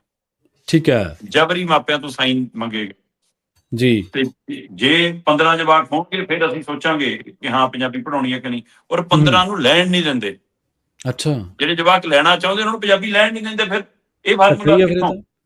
ਫਿਰ ਦੂਸਰੇ ਪਾਸੇ 9ਵੀਂ ਤੋਂ 12ਵੀਂ ਤੱਕ ਕਹਿੰਦੇ ਠੀਕ ਆ, ਤੁਸੀਂ ਆਰਜੀ ਵਿਸ਼ੇ ਵਜੋਂ ਰਜਿਸਟ੍ਰੇਸ਼ਨ ਕਰਾਉਣੀ ਆ, ਕਰਾ ਲਓ, ਪੰਜਾਬੀ ਦੀ ਕੋਈ ਇਤਰਾਜ਼ ਨਹੀਂ, ਪਰ ਪੜਾਵਾਂਗੇ ਨਹੀਂ। ਵਾਹ। ਵਿਸ਼ਾ ਲੈ ਲਓ। ਮਤਲਬ ਪੰਜਾਬ ਦੇ ਜ਼ਮੀਨ ਲੈ ਕੇ ਪੰਜਾਬ ਦੀ ਤੁਸੀਂ ਸਕੂਲ ਖੋਲੇ, ਸਹੀ ਹੈ। ਪੰਜਾਬ ਦੇ ਮਾਪਿਆਂ ਤੋਂ ਤੁਸੀਂ ਫੀਸਾਂ ਲੈ ਰਹੇ ਹੋ, ਪੰਜਾਬ ਦੇ ਟੈਕਸਾਂ ਨਾਲ ਸਾਰਾ ਚੱਲ ਰਿਹਾ ਤੁਹਾਡਾ ਸਿਸਟਮ, ਤੇ ਪੰਜਾਬ 'ਚ ਰਹਿ ਕੇ ਪੰਜਾਬੀ ਨਹੀਂ ਪੜਾਵਾਂਗੇ। ਫਿਰ ਇਹ ਸਾਜ਼ਿਸ਼ ਨਹੀਂ ਤਾਂ ਹੋਰ ਕੀ ਹੈ, ਇਹ ਸ਼ਰਾਰਤ ਨਹੀਂ ਤਾਂ ਹੋਰ ਕੀ ਹੈ। ਅਜੇ ਤਾਂ ਬੀਜੇਪੀ ਆਈ ਨਹੀਂ ਪੰਜਾਬ 'ਚ, ਤੇ ਹੁਣ ਇਹ ਜਿਹਾ ਕਦੇ ਪੰਜਾਬੀ ਯੂਨੀਵਰਸਿਟੀ ਪਟਿਆਲਾ ਦਾ ਮਸਲਾ ਆ ਜਾਂਦਾ ਹੈ, ਕਦੇ ਪੰਜਾਬ ਯੂਨੀਵਰਸਿਟੀ ਦਾ ਮਸਲਾ ਆ ਜਾਂਦਾ ਹੈ, ਕਦੇ ਚੰਡੀਗੜ੍ਹ ਦਾ ਮਸਲਾ ਆ ਜਾਂਦਾ ਹੈ, ਹੈਨਾ। ਪੰਜਾਬ ਦੇ ਵਿੱਚ ਸਰਕਾਰੀ ਨੌਕਰੀਆਂ ਕਿਵੇਂ ਪੰਜਾਬ ਸਰਕਾਰ ਨੇ ਜਿਹੜੀ ਵੀ ਆਈ, ਉਹਨਾਂ ਨੇ ਕਿਵੇਂ ਬਾਹਰਲੇ ਸੂਬਿਆਂ ਨੂੰ ਦਿੱਤੀਆਂ, ਸਾਡੇ ਵਾਲੇ ਜ਼ਮੀਨ ਲੈਣ ਜਾਣ ਤਾਂ ਨਹੀਂ ਔਖਾ ਹੋ ਜਾਂਦਾ ਉੱਥੇ ਦਾ। ਸੋ ਇਸ ਲਈ ਇਹ ਸਮਝਣ ਦੀ ਲੋੜ ਹੈ ਕਿ ਇਹ ਸਾਰਾ ਸਿਸਟਮ ਗਰਕ ਚੁੱਕਿਆ, ਜਿਹੜਾ ਪੰਜਾਬ 'ਚ ਹੀ ਪੰਜਾਬੀ ਨਾਲ ਵਧੀਕੀ ਵੀ ਕਰਵਾ ਵੀ ਰਿਹਾ ਤੇ ਦੇਖ ਵੀ ਰਿਹਾ। ਬਿਲਕੁਲ ਜੀ। ਨਾਲੇ ਉਹ ਦੇਖੋ, ਪੈਸਾ ਸਰਮਾਇਆ ਪੰਜਾਬ ਦਾ ਵਰਤਣਾ, ਤੇ ਜੇ ਫਿਰ ਪੰਜਾਬ ਸਰਕਾਰ ਨੂੰ ਵੀ ਥੋੜ੍ਹਾ ਜਿਹਾ ਕਰਨਾ ਚਾਹੀਦਾ ਸ਼ਰਮਾ ਜੀ, ਵੀ ਜੇ ਜਿੱਥੋਂ ਵੀ ਕੋਈ ਬੋਰਡ ਵੱਲੋਂ ਮਾਨਤਾ ਹੁੰਦੀ ਹੈ, ਬੋਰਡਾਂ ਨੂੰ ਵੀ ਪਾਬੰਦ ਕਰਨਾ ਚਾਹੀਦਾ ਵੀ ਤੁਸੀਂ ਮਾਂ ਬੋਲੀ ਨਾਲ ਖਿਲਵਾੜ ਨਹੀਂ ਕਰ ਸਕਦੇ ਜੇ ਸਕੂਲ ਪੰਜਾਬ 'ਚ ਚਲਾਉਣਾ ਤਾਂ। ਪਰ ਪਤਾ ਨਹੀਂ ਕਿਉਂ ਇਸ ਤਰ੍ਹਾਂ ਦੀ ਇੱਥੇ ਤਾਂ ਕੋਈ ਸਰਮਾਇਆ ਨਹੀਂ ਚਾਹੀਦਾ, ਕੋਈ ਪੁਲਿਸ ਨਹੀਂ ਚਾਹੀਦੀ, ਕੋਈ ਹੋਰ ਕੁਛ ਨਹੀਂ ਚਾਹੀਦਾ। ਇਹ ਤਾਂ ਫ੍ਰੀ ਕਰਨ ਵਾਲੀਆਂ ਚੀਜ਼ਾਂ ਨੇ ਜਿਹੜੀਆਂ ਬਿਨਾਂ ਪੈਸੇ ਲਾਈ ਹੋ ਜਾਂਦੀਆਂ ਨੇ, ਸਰਕਾਰਾਂ ਦੇ ਕਹਿਣ 'ਤੇ ਹੋ ਜਾਣਗੀਆਂ। ਪ੍ਰਵੀਨ ਜੀ, ਪੰਜਾਬ ਦੇ ਵਿੱਚ ਜਿਹੜੇ ਕੇਂਦਰੀ ਅਦਾਰੇ ਨੇ ਉਹਨਾਂ ਦੇ ਸਾਈਨ ਬੋਰਡਾਂ ਤੇ ਦੇਖ ਲਓ, ਪੰਜਾਬੀ ਦੀਦੀ ਨਹੀਂ ਕਿਤੇ ਭਾਲੀ ਨਹੀਂ ਹੁੰਦੀ। ਤੇ ਉਹੀ ਤੁਸੀਂ ਬਾਹਰਲੇ ਸੂਬਿਆਂ, ਦੱਖਣੀ ਸੂਬਿਆਂ 'ਚ, ਪੱਛਮੀ ਬੰਗਾਲ ਵਰਗੇ ਸੂਬਿਆਂ 'ਚ ਜਾ ਕੇ ਦੇਖ ਲਓ, ਤਾਮਿਲਨਾਡੂ ਵਾਲੇ ਪਾਸੇ ਦੇਖ ਲਓ, ਉੱਥੇ ਉਹੀ ਨੇ, ਉਹ ਵੀ ਤਾਂ ਮਤਲਬ ਰਾਸ਼ਟਰੀ ਅਦਾਰੇ ਹੀ ਨੇ। ਉੱਥੇ ਉਹਨਾਂ ਦੇ ਕਿਵੇਂ ਉਹਨਾਂ ਦੀ ਭਾਸ਼ਾ ਲਿਖੀ ਹੁੰਦੀ ਹੈ, ਸਾਡੀ ਵਾਰ ਨੂੰ ਕਿਉਂ? ਸਾਡੇ ਤਾਂ ਸਾਈਨ ਬੋਰਡਾਂ ਤੇ ਵੀ ਗਲਤ ਲਿਖਦੇ ਨੇ, ਤੇ ਤੀਜੇ ਨੰਬਰ ਤੇ ਲਿਖਦੇ ਨੇ, ਤੇ ਜੇ ਕੋਈ ਸਵਾਲ ਖੜਾ ਕਰਦਾ ਫਿਰ ਪਰਚਾ ਉਹਦੇ ਤੇ ਕਰਦੇ ਨੇ। ਸਹੀ ਹੈ, ਬਿਲਕੁਲ ਜੀ। ਅਗਲੀ ਗੱਲ ਕਰੀਏ ਆਪਾਂ ਈਡੀ ਦੀ, ਕਹਿੰਦੇ ਇਹਦੇ ਰਡਾਰ ਉੱਤੇ ਆਪ ਮੁਖੀ ਹੈ ਜੀ। ਪ੍ਰਵੀਨ ਜੀ, ਬਿਲਕੁਲ ਤੁਹਾਡੀ ਗੱਲ ਦਰੁਸਤ ਹੈ ਕਿ ਈਡੀ ਦੀ ਕਾਰਵਾਈ ਲਗਾਤਾਰ 2 ਦਿਨਾਂ ਤੋਂ ਜਾਰੀ ਰਹੀ। ਜਿਹੜੀ ਕੱਟੜ ਇਮਾਨਦਾਰੀ 9ਵੀਂ ਮੰਜ਼ਿਲ ਤੋਂ ਤਿਲਕੀ ਸੀ, ਲੋਕ ਉਡੀਕ ਰਹੇ ਨੇ ਕਿ ਉਹ ਤਿਲਕ ਕੇ ਡਿੱਗੂਗੀ ਕਿੱਥੇ, ਸੁਨਾਮ ਕਿ ਸੰਗਰੂਰ। ਲੋਕ ਇਹ ਵੀ ਇੰਤਜ਼ਾਰ ਕਰ ਰਹੇ ਨੇ। ਵੈਸੇ ਆਪ ਮੁਖੀ ਰਡਾਰ ਤੇ ਹੈਗੇ ਨੇ, ਪਰ ਕਿਹੜੇ ਆਪ ਮੁਖੀ? ਠੀਕ ਹੈ। ਪੰਜਾਬ 'ਚ ਪਾਰਟੀ ਦੇ ਜੇ ਪ੍ਰਧਾਨ ਨੇ ਤਾਂ ਉਹ ਅਮਨ ਅਰੋੜਾ ਨੇ, ਉਹ ਕਹਿੰਦੇ ਰਡਾਰ ਤੇ ਨੇ ਜੀ। ਪੰਜਾਬ 'ਚ ਜੇ ਸਰਕਾਰ ਦੇ ਮੁਖੀ ਨੇ ਤਾਂ ਭਗਵੰਤ ਮਾਨ ਨੇ, ਕੀ ਉਹ ਰਡਾਰ ਤੇ ਨੇ? ਜੇ ਪਾਰਟੀ ਦੇ ਓਵਰਆਲ ਮੁਖੀ ਦੇਖਣੇ ਆ ਤਾਂ ਇਸ ਸਮੇਂ ਅਰਵਿੰਦ ਕੇਜਰੀਵਾਲ ਚਲਾਉਂਦੇ ਨੇ, ਕੀ ਉਹ ਰਡਾਰ ਤੇ ਆ ਗਏ? ਜੇ ਪੰਜਾਬ 'ਚ ਬੈਠਾ ਹੈ ਕੋਈ ਦਿੱਲੀ ਵਾਲਾ ਤਾਂ ਮਨੀਸ਼ ਸਿਸੋਦੀਆ ਮੁਖੀ ਨੇ, ਕੀ ਉਹਨਾਂ ਦਾ ਨੰਬਰ ਲੱਗੂਗਾ? ਜੇ ਸਰਕਾਰੀ ਸਿਸਟਮ ਨੂੰ ਸਾਰਾ ਜਿਹੜਾ ਕੈਪਚਰ ਕਰਕੇ ਬੈਠਾ ਭਗਵੰਤ ਮਾਨ ਦੇ ਹੁੰਦਿਆਂ ਵੀ, ਤਾਂ ਉਹ ਵਿਭਵ ਕੁਮਾਰ ਹੈ, ਕੀ ਉਹ ਮੁਖੀ ਆ, ਉਹਦਾ ਨੰਬਰ ਲੱਗੂਗਾ? ਜੇ ਕੈਬਨਿਟ ਮੰਤਰੀਆਂ 'ਚ ਦੇਖਣਾ, ਸੰਜੀਵ ਅਰੋੜਾ ਕਹਿੰਦਾ ਹੁਣ ਤਾਂ ਮੈਂ ਹੀ ਆ ਮੁਖੀ, ਸਾਰਾ ਕੁਝ ਮੈਂ, ਤਾਂ ਮੁੱਖ ਮੰਤਰੀ ਨੂੰ ਵਿਦੇਸ਼ਾਂ ਦੀ ਸੈਰ ਵੀ ਮੈਂ ਕਰਾਉਣਾ, ਪੈਸਾ ਵੀ ਮੈਂ ਇਕੱਠਾ ਕਰਾ ਰਿਹਾ, ਸਾਰਾ ਕੁਝ ਮੈਂ ਕਰਾ ਰਿਹਾ, ਇਸ ਲਈ ਉਹ ਮੁਖੀ ਆ। ਕੀ ਉਹ? ਵੈਸੇ ਪੰਜਾਬ ਦੀ ਵਿਧਾਨ ਸਭਾ 'ਚ ਇੱਕ ਵਾਰ ਉੱਠਿਆ ਸੀਗਾ ਕਿ ਅਰੋੜੇ ਤਾਂ ਗਏ, ਉਸ ਸਮੇਂ ਕਈ ਹੱਸੇ ਸੀ, ਕਿਤੇ ਉਸ ਸਮੇਂ ਜਾਣਕਾਰੀ ਸੀ ਜਾਂ ਸਹਿਜ ਸੁਭਾਅ ਮੂੰਹ ਚੋਂ ਨਿਕਲਿਆ ਸੀ। ਹੁਣ ਦੋਏ ਅਰੋੜਿਆਂ ਦੇ ਉੱਤੇ ਨਿਸ਼ਾਨਾ ਹੈ, ਸੰਜੀਵ ਅਰੋੜਾ ਵੀ ਤੇ ਅਮਨ ਅਰੋੜਾ ਵੀ। ਤੇ ਲੋਕ ਪੁੱਛ ਰਹੇ ਨੇ ਪੰਜਾਬ ਦੇ ਵਿੱਚ ਇੱਕ ਦੂਸਰੇ ਤੋਂ ਕਿ ਬਈ ਦੋਏ ਇਕੱਠੇ ਜਾਣਗੇ ਬੀਜੇਪੀ 'ਚ ਕਿ ਦੋਵਾਂ ਦੀ ਗ੍ਰਿਫਤਾਰੀ ਹੋਊਗੀ। ਤੁਸੀਂ ਇਹ ਦੇਖੋ ਕਿ ਇਹ ਸਾਰਾ ਮਾਮਲਾ ਸ਼ੁਰੂ ਕਿੱਥੋਂ ਹੁੰਦਾ। 7 ਰਾਜ ਸਭਾ ਮੈਂਬਰ ਬੀਜੇਪੀ 'ਚ ਗਏ, ਚਲੇ ਜਾਂਦੇ ਨੇ, ਸਹੀ ਹੈ। ਤੇ ਉਸ ਤੋਂ ਬਾਅਦ ਭਗਵੰਤ ਮਾਨ ਹੋਰਾਂ ਦੀ ਸਰਕਾਰ ਕੁਝ ਫੈਸਲੇ ਲੈਂਦੀ ਹੈ ਕਿ ਵੀ ਅਸੀਂ ਇਹਦੀ ਸਿਕਿਉਰਿਟੀ ਵਾਪਸ ਲੈ ਲਈ, ਇਹਦੇ ਦਰਵਾਜ਼ੇ ਤੇ ਗਦਾਰ ਲਿਖਾਤਾ, ਇਹਦੇ ਪੁਲਿਸ ਦਾ ਛਾਪਾ ਪਵਾਤਾ, ਇਹਦੇ ਖਿਲਾਫ FIR ਕਰਾਤੀ, ਤੇ ਮਾਮਲਾ ਹਲਚਲ ਵੱਧਦਾ ਰਾਸ਼ਟਰਪਤੀ ਦੇ ਭਵਨ ਤੱਕ ਜਾਂਦਾ, ਤੇ ਉੱਥੋਂ ਬਾਹਰ ਨਿਕਲਦਿਆਂ ਹੋਇਆ ਰਾਘਵ ਚੱਡਾ ਕਹਿੰਦਾ 21 ਸੂਬਿਆਂ ਦੀ ਪੁਲਿਸ ਜੀ, ਸਹੀ ਹੈ। ਤੇ ਜਦੋਂ ਅਗਲੇ ਕਹਿੰਦੇ ਅਸੀਂ ਸੂਬਾ ਵਰਤੇ ਨੇ ਤਾਂ ਕੇਂਦਰੇ ਵਰਤਿਆ ਸੀ, ਆ ਚੱਕੋ ਈਡੀ। ਈਡੀ ਆਈ ਤੇ ਈਡੀ ਨੇ ਕਾਰਵਾਈ ਪਾਈ, ਤੇ 2 ਦਿਨਾਂ ਤੋਂ ਕਾਰਵਾਈ ਜਾਰੀ ਹੈ। 1 ਕਰੋੜ ਤੋਂ ਵੱਧ ਦੀ ਬਰਾਮਦਗੀ ਹੈ, ਹੋਰ ਬਹੁਤ ਕੁਝ ਮਿਲਣਾ। ਅਮਨ ਅਰੋੜਾ ਦਾ ਨੇੜਲਾ ਵੀ ਆ ਗਿਆ, ਭਗਵੰਤ ਮਾਨ ਦੇ ਨੇੜਲਿਆਂ ਦਾ ਵੀ ਜ਼ਿਕਰ ਆ ਗਿਆ, ਹੈ ਨਾ। ਪੈਸੇ ਗੱਡੀਆਂ ਵੀ ਟਿੱਕੀਆਂ, ਤੇ ਬਹੁਤ ਮਤਲਬ ਕਿ CLU ਦਾ ਮਸਲਾ ਹੈ, ਜ਼ਮੀਨਾਂ ਨਾਲ ਧੋਖਾਧੜੀ ਕਰਨ ਦਾ ਮਸਲਾ ਹੈ, ਪੈਸਾ ਚੋਣਾਂ ਲਈ ਇਕੱਠਾ ਕਰਨ ਦੀ ਪ੍ਰਕਿਰਿਆ ਹੈ, ਕਾਫੀ ਕੁਛ ਹੈ। 50 ਨੰਬਰ ਕੋਠੀ 'ਚ ਵੀ ਹਲਚਲ ਹੈ, CMO 'ਚ ਵੀ ਹਲਚਲ ਹੈ, ਸੋ ਕਾਫੀ ਹੈ। ਪਰ ਮੁੱਖ ਮੰਤਰੀ ਭਗਵੰਤ ਮਾਨ ਨੂੰ ਬਹੁਤ ਲਾਈਟਲੀ ਲੈ ਰਹੇ ਨੇ। ਜੀ, ਸਹੀ ਹੈ। ਉਹ ਕਹਿੰਦੇ ਵੀ ਸਾਡੇ ਨਾਲ ਕੋਈ ਲੇਖਾ ਦੇਗਾ ਨਹੀਂ, ਇਹ ਤਾਂ ਪੁਰਾਣੀਆਂ ਕੰਪਨੀਆਂ ਤੇ ਛਾਪਾ ਹੈ। ਠੀਕ ਹੈ ਮਹਾਰਾਜ ਜਨਾਬ। ਅਗਲੇ ਈਡੀ ਵਾਲੇ ਕਹਿੰਦੇ ਵੀ ਬ੍ਰੈਕਟ 'ਚ ਅਮਨ ਅਰੋੜਾ ਦਾ ਨਾਂ ਪਾ ਕੇ ਕਿਆ ਚੱਕੋ, ਤੇ ਤੁਸੀਂ ਕਹਿੰਦੇ ਸਾਡੇ ਨਾਲ ਕੋਈ ਲੇਖਾ ਦੇਗਾ ਨਹੀਂ, ਅਮਨ ਅਰੋੜਾ ਤੁਹਾਡੀ ਪਾਰਟੀ ਦਾ ਪ੍ਰਧਾਨ ਹੈ। ਚਲੋ, ਜੇ ਤੁਸੀਂ ਇੰਨੇ ਸੱਚੇ ਸੁੱਚੇ ਹੋ ਗਏ ਕਿ ਸਰਕਾਰ 'ਚ ਆ ਕੇ ਪਾਰਟੀ ਨੂੰ ਨਾਲ ਨਹੀਂ ਰੱਖਣਾ, ਅਸੀਂ ਤਾਂ ਸੂਬੇ ਦੇ ਨੁਮਾਇੰਦੇ ਆ, ਫਿਰ ਅਗਲਾ ਤੁਹਾਡੀ ਕੈਬਨਿਟ ਦਾ ਮੰਤਰੀ ਵੀ ਹੈ। ਜਿੱਧਰੋਂ ਮਰਜ਼ੀ ਦੇਖ ਲਓ, ਤੁਹਾਡੇ ਨਾਲ ਲੈਗਾ ਦੇਗਾ ਕਿਵੇਂ ਨਹੀਂ। ਸਹੀ ਹੈ।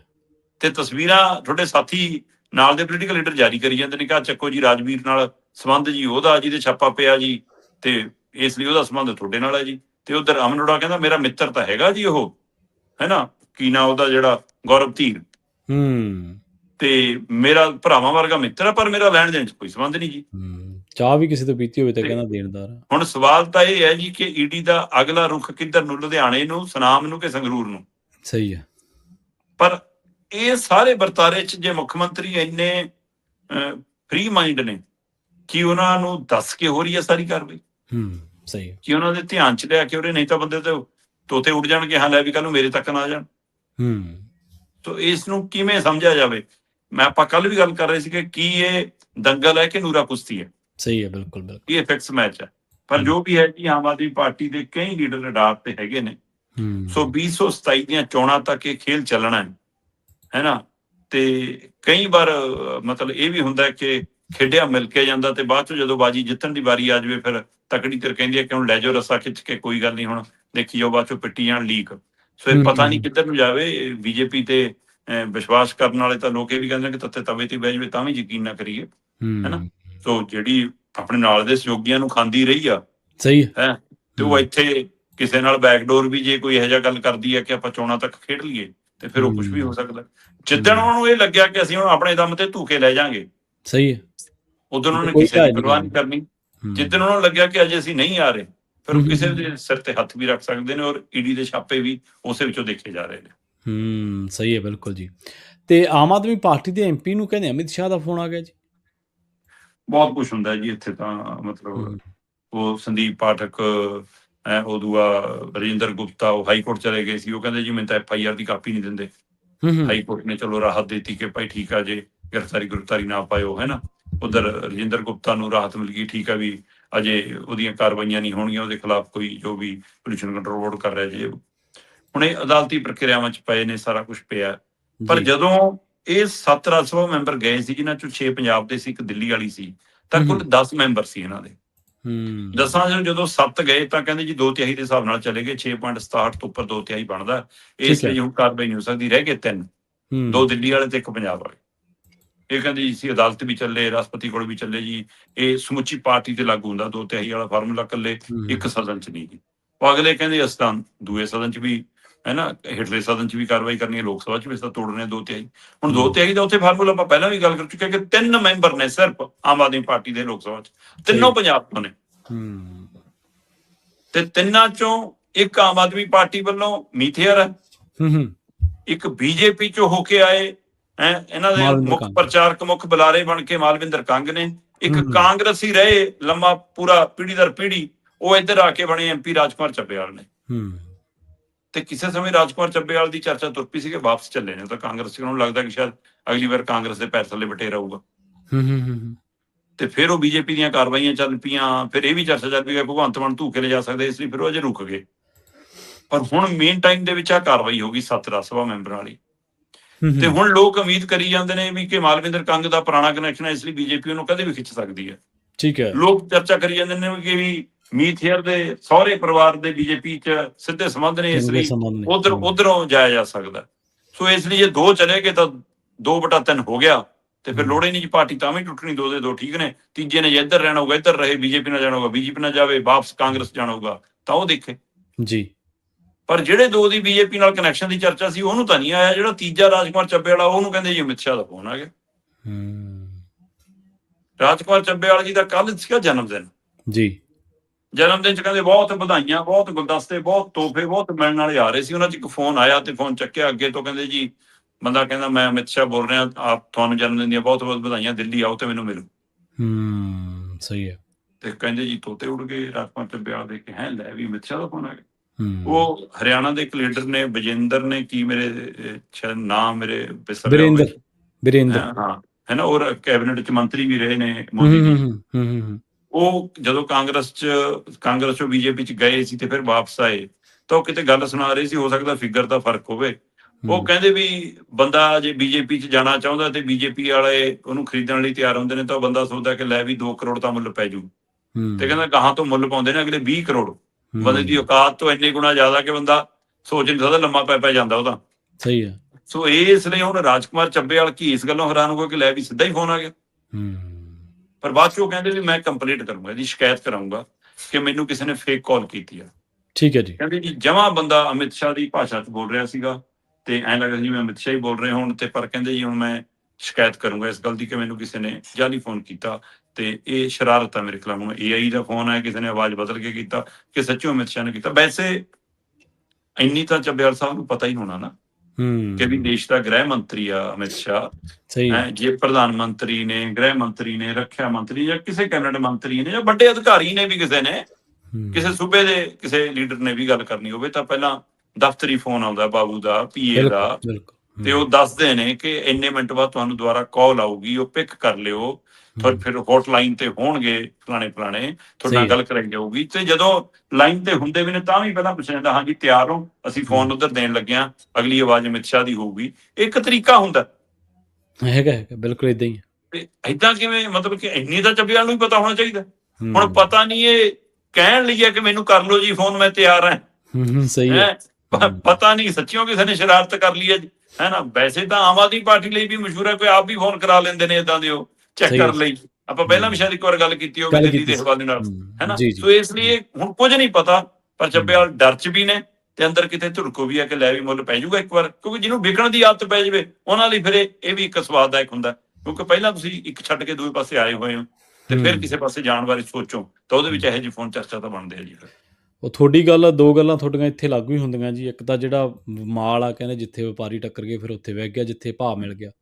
ਤੇ ਇੱਕ ਤੁਸੀਂ ਉਹ ਗੱਲ ਕਹਿੰਦੇ ਹੁੰਦੇ ਜਿਹੜੀ ਵਿਚਾਰਧਾਰਾ ਵਾਲੀ, ਜਦੋਂ ਵਿਚਾਰਧਾਰਾ ਹੀ ਨਹੀਂ, ਫਿਰ ਅੱਜ ਸਵੇਰੇ ਸ਼ਾਮ ਨੂੰ ਹੱਥ ਨੇ ਕਿਤੇ ਹੋਰ, ਤੜਕੇ ਦਿਨ ਚੜੇ ਕਿਤੇ ਹੋਰ, ਦੁਪਹਿਰੇ ਕਿਤੇ ਹੋਰ ਜੀ। ਤੇ ਜਾਂਦਿਆਂ ਦੀ ਗੱਲ ਕਰੀਏ ਸ਼ਰਮਾ ਜੀ, ਹਰਿਆਣੇ ਦੀ ਕਹਿੰਦੇ ਨਾਬਾਲਗ ਕੁੜੀਆਂ ਦੀ ਖਰੀਦੋ ਫਰੋਖਤ ਦੇ ਮਾਮਲੇ ਦੇ ਵਿੱਚ ਹਰਿਆਣਾ ਦੇਸ਼ ਦਾ ਨੰਬਰ 1 ਸੂਬਾ ਜੀ। ਬਿਲਕੁਲ ਇਹ ਬੜੀ ਚਿੰਤਾਜਨਕ ਸਥਿਤੀ ਹੈ। ਜੀ। ਪੰਜਾਬ ਦੇ ਨਾਲ ਲੱਗਦਾ ਗਵਾਂਢੀ ਸੂਬਾ ਤੇ ਅਕਸਰ ਕਈ ਪਿਛੜੇ ਖੇਤਰਾਂ ਦੇ ਵਿੱਚ ਕਈ ਹੋਰ ਅਜਿਹੇ ਸੂਬਿਆਂ ਦੀ ਚਰਚਾ ਹੁੰਦੀ ਰਹਿੰਦੀ ਹੈ ਕਿ ਉੱਥੇ ਕੁੜੀਆਂ ਦੇ ਸੌਦੇ ਹੁੰਦੇ ਨੇ ਜੀ, ਖਰੀਦੋ ਫਰੋਖਤ ਹੁੰਦੀ ਹੈ। ਆਪਣੇ ਆਮ ਤੌਰ ਤੇ ਪੰਜਾਬ 'ਚ ਇਹ ਗੱਲ ਵੀ ਕਿਸੇ ਸਮੇਂ ਚੱਲਦੀ ਰਹੀ ਹੈ ਕਿ ਜੇ ਤੁਹਾਡੇ ਕੋਲ ਜ਼ਮੀਨ ਹੈਗੀ ਆ, ਹੈ ਨਾ, 4 ਛਿੱਲੜ ਤੇ ਤੁਹਾਡਾ ਵਿਆਹ ਨਹੀਂ ਹੁੰਦਾ, ਤੁਸੀਂ ਛੜੇ ਹੋਗੇ ਤਾਂ ਯੂਪੀ ਤੋਂ ਖਰੀਦ ਲਿਆਓ ਜੀ, ਉੱਥੋਂ ਖਰੀਦ ਲਿਆਓ ਜੀ। ਇਹ ਜਿਹੀਆਂ ਗੱਲਾਂ ਬਹੁਤ ਪਹਿਲਾਂ ਹੁੰਦੇ ਰਹੇ ਨੇ ਵਰਤਾਰੇ। ਪਰ ਮੈਂ ਹੈਰਾਨ ਹੋਇਆ ਇਹ ਰਿਪੋਰਟ ਦੇਖ ਕੇ, NCRB ਦੀ ਇਹ ਰਿਪੋਰਟ ਹੈ ਜਿਹੜੀ ਦਮ ਭਰਦੀ ਹੈ ਕਿ ਨਾਬਾਲਗ ਬੱਚੀਆਂ, ਠੀਕ ਹੈ, ਨਾਬਾਲਗ ਕੁੜੀਆਂ ਦੀ ਖਰੀਦੋ ਫਰੋਖਤ ਦੇ ਸਭ ਤੋਂ ਵੱਧ ਮਾਮਲੇ ਜੇ ਕਿਤੇ ਆ ਰਹੇ ਨੇ ਤਾਂ ਇਸ ਸਮੇਂ ਹਰਿਆਣੇ 'ਚ ਆ ਰਹੇ ਨੇ। ਹੋ ਸਕਦਾ ਹੋਰਨਾਂ ਸੂਬਿਆਂ 'ਚ ਹੁਣ ਉਹ ਰਿਕਾਰਡ 'ਚ ਨਾ ਆ ਰਹੇ ਨੇ। ਠੀਕ ਹੈ। ਇਹ ਵੀ ਹੋ ਸਕਦਾ ਹੈ ਕਿ ਇੱਥੇ ਦੇ ਰਿਕਾਰਡ 'ਚ ਆ ਰਹੇ ਨੇ ਕਿ ਫਿਰ ਵੀ ਅਪਡੇਟ ਹੋ ਗਿਆ ਸੂਬਾ ਕਾਫੀ, ਹੈ ਨਾ। ਇਸ ਲਈ ਇਹ ਵੀ ਇੱਕ ਸਵਾਲ ਹੋਏਗਾ, ਪਰ ਫਿਰ ਵੀ ਚਿੰਤਾਜਨਕ ਸਥਿਤੀ ਹੈ। ਮਾਹਿਰਾਂ ਦਾ ਮੰਨਣਾ ਹੈ ਕਿ ਇਸ ਸਮੇਂ ਇੱਕ ਵਾਰ ਫਿਰ ਲਿੰਗ ਅਨੁਪਾਤ ਦੇ ਜਿਹੜੇ ਅੰਕੜੇ ਨੇ ਉਹ ਸੂਬਿਆਂ 'ਚ ਵਿਗੜਨ ਲੱਗੇ ਨੇ ਦੁਬਾਰਾ। ਠੀਕ ਹੈ। ਇਸ ਸਮੇਂ ਸੁਧਾਰ ਵੱਲ ਤੁਰ ਪਈ ਸੀ ਗੱਲ, ਤੇ ਦੂਸਰੇ ਪਾਸੇ ਖਰੀਦੋ ਫਰੋਖਤ ਨੇ ਨਵੇਂ ਚਰਚੇ ਵੀ ਛੱਡ ਦਿੱਤੇ ਨੇ। ਮੈਂ ਰਿਪੋਰਟ ਦੇਖ ਰਿਹਾ ਸੀ, ਇਹ 2024 ਤੱਕ ਦਾ ਰਿਕਾਰਡ ਹੈ ਜੀ। 2024 ਦੇ ਅੰਕੜਿਆਂ ਦੇ ਹਵਾਲੇ ਨਾਲ ਜੇ ਆਪਾਂ ਗੱਲ ਦੇਖੀਏ ਤਾਂ 1660 ਦੇ ਕਰੀਬ ਕੇਸ ਨੇ ਜੀ। 1659 ਕੇਸ ਖਰੀਦੋ ਫਰੋਖਤ ਨੇ, ਜਿਹਦੇ ਵਿੱਚੋਂ 736 ਕੇਸ ਕੱਲੇ ਹਰਿਆਣੇ ਦੇ ਨੇ। ਤੇ ਲਗਭਗ ਅੱਧ ਦੇ ਨੇੜੇ ਇਹ ਮਾਮਲਾ ਸਿੱਧੇ ਰੂਪ ਦੇ ਵਿੱਚ ਤੁਹਾਡੇ ਮੂਹਰੇ ਖੜਾ ਕਿ ਹਰਿਆਣੇ ਤੋਂ ਨਿਕਲ ਕੇ ਆ ਰਿਹਾ। ਜੇ ਮੈਂ ਟੌਪ 5 ਸੂਬਿਆਂ ਦੀ ਵੀ ਗੱਲ ਕਰਾਂ ਤਾਂ ਇਹਦੇ ਵਿੱਚੋਂ ਤੁਸੀਂ ਅੰਦਾਜ਼ਾ ਲਾ ਸਕਦੇ ਹੋ ਕਿ ਸਭ ਤੋਂ ਵੱਧ ਹਰਿਆਣਾ, ਜਿੱਥੇ 736 ਕੇਸ ਆਉਂਦੇ ਨੇ। ਉਹ ਤੋਂ ਬਾਅਦ ਅਸਾਮ ਹੈ ਜਿੱਥੇ 329 ਕੇਸ ਆਉਂਦੇ ਨੇ, ਤੇ ਫਿਰ 307 ਕੇਸ ਨੇ ਜੀ ਝਾਰਖੰਡ ਦੇ, 72 ਰਾਜਸਥਾਨ ਦੇ ਨੇ, ਤੇ ਤ੍ਰਿਪੁਰਾ ਦੇ 41 ਨੇ। ਸੋ ਇਹ 5 ਟੌਪ ਸੂਬੇ ਨੇ, ਪਰ ਚਿੰਤਾਜਨਕ ਸਥਿਤੀ ਸਭ ਤੋਂ ਵੱਧ ਹਰਿਆਣੇ ਦੀ ਹੈ। ਦੂਜੇ ਨੰਬਰ ਤੇ ਜਿਹੜਾ ਸੂਬਾ ਹੈ ਉਹਦੇ ਕੋਲ 329 ਕੇਸ ਨੇ ਤੇ ਇੱਥੇ 736 ਕੇਸ ਨੇ। ਠੀਕ ਹੈ। ਇਹ ਉਹ ਨੇ ਜਿਹੜੇ ਪੁਲਿਸ ਰਿਕਾਰਡ 'ਚ ਕਿਤੇ ਆਇਡੈਂਟੀਫਾਈ ਹੋ ਗਏ, ਤੇ ਜਿਹੜੇ ਸੌਦੇ ਹੋ ਕੇ ਐਂ ਲੰਘ ਜਾਂਦੇ ਨੇ ਉਹਦਾ ਕੋਈ ਰਿਕਾਰਡ ਨਹੀਂ ਅਜੇ। ਸੋ ਇਸ ਲਈ ਇਹ ਵਰਤਾਰੇ ਨੇ ਇੱਕ ਫਿਕਰਨਾਮਾ ਵਧਾਇਆ ਕਿ ਕਿੱਧਰ ਨੂੰ ਜਾ ਰਿਹਾ ਅਜੇ ਵੀ ਸਾਡਾ ਸਮਾਜ ਇਸ 21ਵੀਂ ਸਦੀ। ਜੀ ਬਿਲਕੁਲ, ਸਦੀ ਤਾਂ 21ਵੀਂ ਸ਼ਰਮਾ ਜੀ। ਸੋਸ਼ਲ ਮੀਡੀਆ ਦਾ ਦੌਰ ਹੈ, ਇਹ ਵੀ ਗੱਲਾਂ ਹੁੰਦੀਆਂ ਨੇ। ਭਾਰਤ ਚੌਥੀ ਵੱਡੀ ਆਰਥਿਕਤਾ, ਪਰ ਦੇਸ਼ ਦੇ ਵਿੱਚ ਇਹ ਅਣਮਨੁੱਖੀ ਚੀਜ਼ਾਂ ਹੀ ਹੈ ਜੀ। ਮਨੁੱਖਤਾ ਵਾਲੀਆਂ ਗੱਲਾਂ ਥੋੜ੍ਹਾ ਹੈ, ਅਣਮਨੁੱਖੀ ਹੈ ਜੇ ਕਿਸੇ ਬੱਚੀ ਨੂੰ ਉਹਦੀ ਇੱਛਾ ਦੇ ਵਿਰੁੱਧ ਉਹਦੇ ਨਾਲ ਸੌਦਾ ਕਰਕੇ ਬਕਾਇਦਾ ਉਹਨੂੰ ਤੋਰ ਦੇਣਾ ਕਿਸੇ ਦੇ ਨਾਲ। ਇਸ ਤੋਂ ਵੱਡੀ ਅਣਮਨੁੱਖਤਾ ਕੀ ਹੋਊਗੀ ਸ਼ਰਮਾ ਜੀ। ਕਮਾਲ ਦੀ ਗੱਲ ਹੈ, ਸਖਤੀ ਹੈ, ਦੇਸ਼ ਹੈ, ਕਾਨੂੰਨ ਹੈ, ਪੁਲਿਸ ਹੈ, ਇਹਦੇ ਬਾਵਜੂਦ ਸਮਾਜ ਦੇ ਵਿੱਚ ਇਹ ਭੈੜਾ ਕਾਰਾ ਹੋ ਰਿਹਾ ਜੀ। ਇਹ ਮਹਿਲਾ ਰਾਖਵਾਂ ਕਰਨ ਦੀਆਂ ਗੱਲਾਂ ਕਰਦੇ ਨੇ। ਹਾਂਜੀ, ਮਹਿਲਾ ਰਾਖਵਾਂ ਕਰਨ ਦੀਆਂ ਗੱਲਾਂ ਕਰਦੇ ਨੇ, ਤੇ ਜਿਹੜੇ ਵੂਮਨ ਕਮਿਸ਼ਨ ਹੈ ਜੀ ਉਹ ਵੀ ਹਾਂਜੀ, ਉਹ ਵੀ ਵੱਡੀਆਂ ਹਸਤੀਆਂ ਕੋਈ ਕਾਂਗਰਸੀ ਕੁਛ ਬੋਲਦੇ ਫਿਰ ਉਹ ਐਕਟਿਵ ਹੋ ਜਾਂਦੇ ਆ। ਇੱਥੇ ਪੰਜਾਬ ਦੇ ਵਿੱਚ ਕੋਈ ਅਕਾਲੀ ਬੋਲਦੇ, ਭਾਜਪਾਈ ਬੋਲਦੇ ਫਿਰ ਐਕਟਿਵ ਹੋ ਜਾਂਦੇ, ਕਾਂਗਰਸੀ ਬੋਲਦੇ। ਅਦਰਵਾਈਜ਼ ਤਾਂ ਉਹਨਾਂ ਨੂੰ ਪਤਾ ਹੀ ਨਹੀਂ ਲੱਗਦਾ ਇਹਨਾਂ ਚੀਜ਼ਾਂ ਦਾ। ਸ਼ਰਮਾ ਜੀ, ਇਹਨਾਂ ਖਾਸ ਖਬਰਾਂ ਤੇ ਖਾਸ ਜਾਣਕਾਰੀਆਂ ਦੇ ਲਈ ਤੁਹਾਡਾ ਬਹੁਤ ਧੰਨਵਾਦ ਜੀ। ਸਤਿ ਸ਼੍ਰੀ ਅਕਾਲ। ਸਤਿ ਸ਼੍ਰੀ ਅਕਾਲ। ਜੀ, ਪ੍ਰੋਗਰਾਮ ਖਬਰ ਤੇ ਨਜ਼ਰ ਨੂੰ ਆਪਾਂ ਇੱਥੇ ਹੀ ਸਮਾਪਤ ਕਰਾਂਗੇ। ਤੁਹਾਡਾ ਸਾਰਿਆਂ ਦਾ ਵੀ ਬਹੁਤ ਧੰਨਵਾਦ। ਸਤਿ ਸ਼੍ਰੀ ਅਕਾਲ। ਇਸੇ ਤਰ੍ਹਾਂ ਜੁੜੇ ਰਹੋ ਪੰਜਾਬੀ ਰੇਡੀਓ USA ਦੇ ਨਾਲ।